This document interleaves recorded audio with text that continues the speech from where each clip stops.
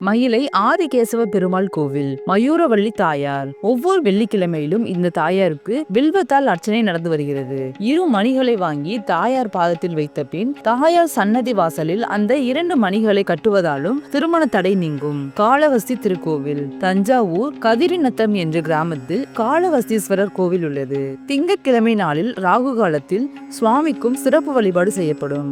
அப்போது திருமணம் ஆகாதவர்களின் ஜாதகத்தை வைத்து அர்ச்சனை செய்ய 3 மாதத்தில் திருமணம் நடக்கும் என்று நம்பப்படுகிறது.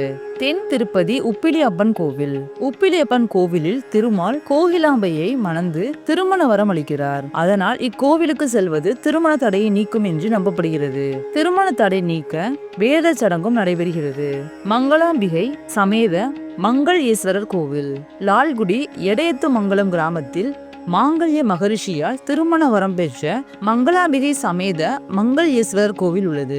திருமணம் சார்ந்த எந்த தடைகளும் இந்த தெய்வங்களுக்கு பூஜை செய்வதன் மூலம் தானாகவே மறைந்திடும் என்று நம்பப்படுகிறது.